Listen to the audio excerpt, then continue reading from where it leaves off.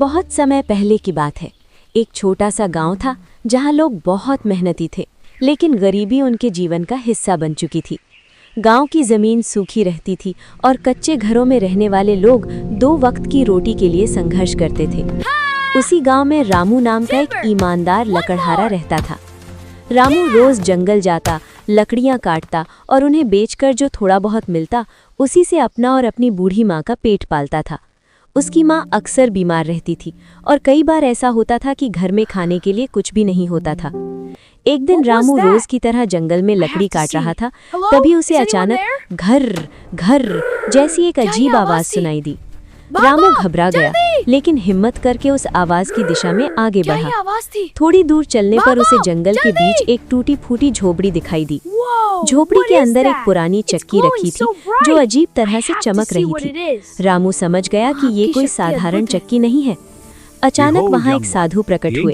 साधु ने मुस्कुराते हुए कहा, बेटा, ये एक जादुई चक्की है। जो तुम इससे कहोगे ये वही पीस देगी, लेकिन याद रखना, कभी लालच मत करना। रामू ने चक्की को घर ले जाकर आजमाने का फैसला किया।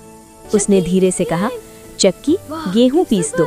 और ये देखकर रामू हैरान रह गया कि चक्की से सच में गेहूं निकलने लगा। उस दिन पहली बार रामू और उसकी माँ ने पेट भरकर खाना खाया। लेकिन रामू लालची नहीं था।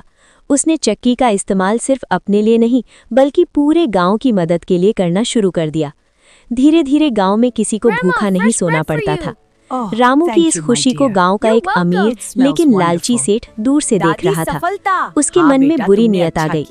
एक रात जब सब सो रहे थे, सेठ चुपके से रामू के घर आया और जादुई चक्की चुरा ले गया। सेठ ने चक्की को अपने घर में रखा और जोर से कहा, चक्की, सोना पीस दो। चक्की ने सोना उगलना शुरू कर दिया, लेकिन सेठ लालच में इतना अंधा हो गया कि वो चक्की को बंद करना ही भूल गया। पूरा घर सोने से भरने लगा और सेठ खुद सोने के ढेर में फंस गया। तभी सेठ को अपनी गलती का एहसास हुआ। उसे समझ आ गया कि लालच ने उसे बर्बाद कर दिया है। अगले दिन वो रामू के पास गया, हाथ जोड़कर माफी मांगी और जादुई चक्की लौटा दी। रामू ने बड़े दिल से सेठ को माफ कर दिया। इसके बाद रामू और गांव वाले खुशी खुशी रहने लगे। गांव फिर से खुशहाल बन गया और हर चेहरे पर मुस्कान लौट आई। और दोस्तों, इस कहानी से हमें यही सीख मिलती है कि लालच बुरी बला है और ईमानदारी सबसे बड़ा धन है। जो मिला है उसमें संतोष रखना ही सच्ची खुशी है।